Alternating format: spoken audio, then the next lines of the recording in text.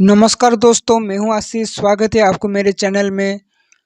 दोस्तों, आज के इस वीडियो में हम जानेंगे वेद में 5 साइंटिफिक तथ्यों के बारे में।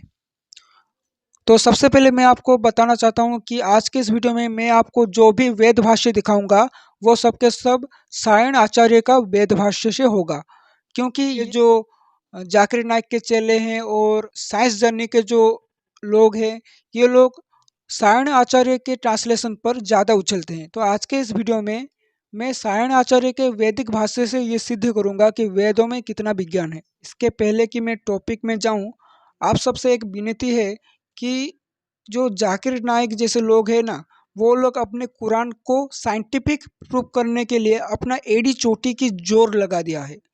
तो इस वीडियो को ज़्यादा से ज़्यादा लोगों तक शेयर करें ताकि उन लोगों को भी ये पता चले कि हमारे वेदों में कितना साइंस है।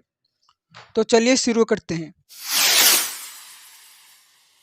मूवमेंट ऑफ अर्थ इन वेद। दोस्तों, आप सबको तो पता ही होगा कि निकोलस कोपरनिकस ने सबसे पहले ये आविष्कार किया था कि पृथ्वी जो है वो स्थिर नहीं है, वो सूर्य के चारों तरफ घूमता है, यानी कि पृथ्वी भ्रमणशील है। आपको जानकर आश्चर्य होगा कि ठीक यही बात लाखों साल पहले ही हमारे वेद में लिखा है।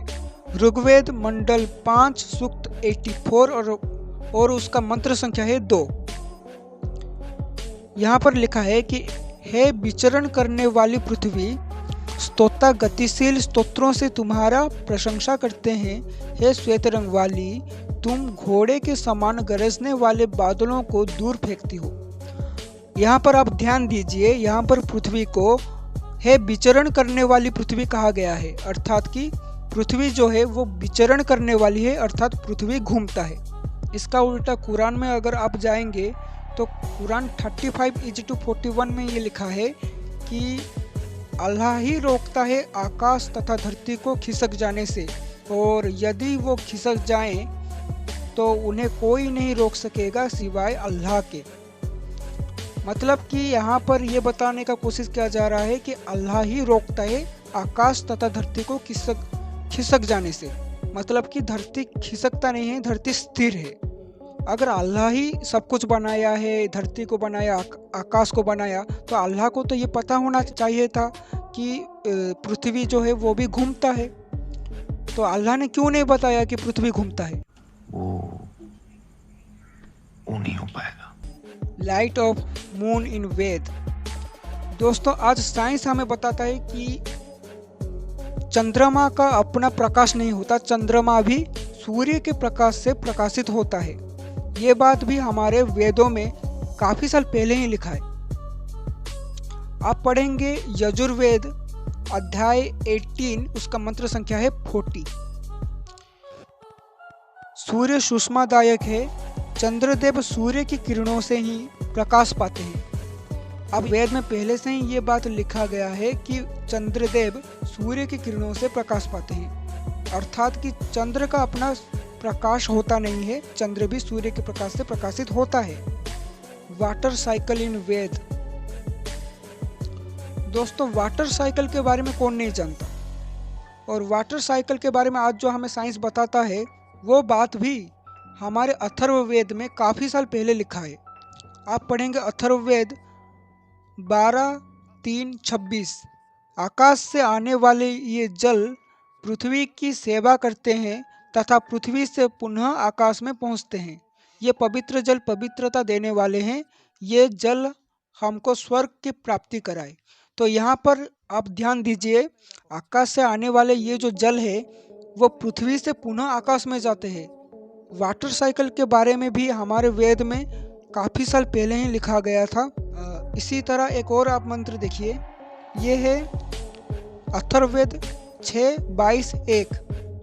यहाँ पर लिखा है कि कृष्ण वर्ण अंतरिक्ष को पाकर सूर्य की किरणें पृथ्वी के पदार्थों का रस ग्रहण करती हुई द्युलोक में पहुँच जाती है।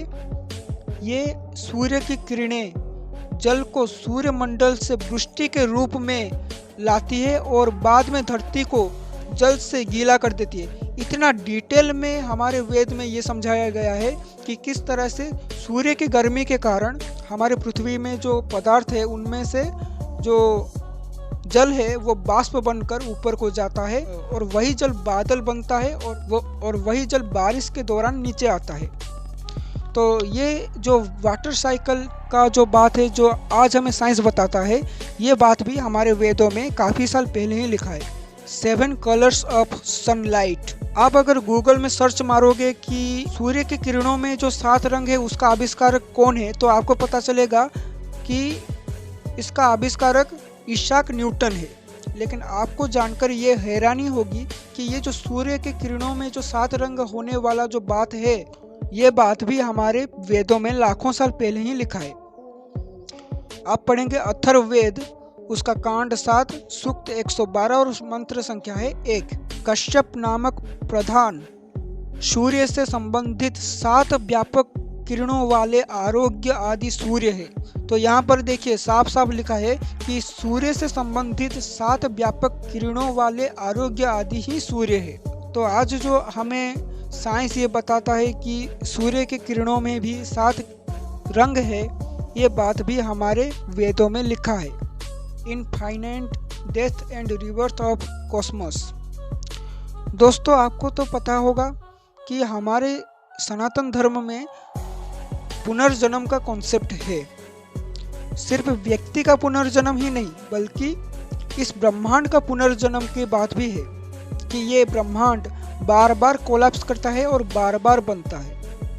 और यही बात आज साइंटिफिक प्रूफ भी हो चुका है। अमेरिका के एक फेमस कॉस्मोलॉजिस्ट कार्ल सागन ने एक बार कहा था कि हिंदू धर्म ही एकमात्र ऐसा धर्म है जिसके धर्म ग्रंथों में ये लिखा है कि जो कॉस्मोस है वो इनफाइनाइट डेथ एंड रिबर्थ से गुजरता है। The Hindu religion is the only one of the world's great faiths dedicated to the idea that the cosmos itself undergoes an immense, indeed an infinite, number of deaths and rebirth.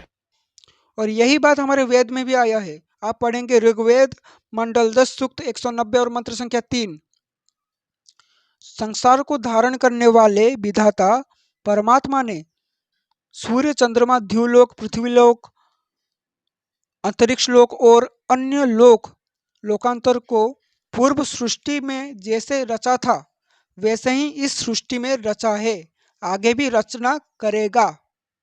तो यहाँ पर भी ये बात आया है कि परमात्मा ने जैसे पूर्व सृष्टि में सूर्य, चंद्रमा, आकाश, अंतरिक्ष को रचा था, उसी तरह से इस सृष्टि में भी रचना किया है और ये भी ऐसे ही सृष्टि करता रहेगा। आजकल जो मूल्य हैं और साइंस जर्नी के जो लोग हैं, वो लोग सायण आचार्य के ट्रांसलेशन पर बहुत ज़्यादा उछलते हैं। तो आज के इस वीडियो में मैंने ये प्रूफ कर दिया कि सायण आचार्य के वैदिक ट्रांसलेशन में भी आपको विज्ञान मिलेंगे। तो आज के इस वीडियो में इतना ही। वीडियो अच्छी लगे तो लाइक करें, शेयर करें। मेरे इस वीडियो को ज़्यादा से ज़्यादा शेयर करें। जय हिंद, जय श्री राम।